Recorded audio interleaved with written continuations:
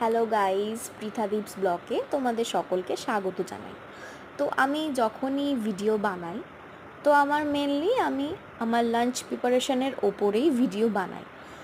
Short ভিডিওতে আমি যে কোনো একটা আইটেম নিয়ে তোমাদেরকে দেখাই। যারা দেখছো, ফলো করছো, তারা অবশ্যই সেই বিষয়টা জানো।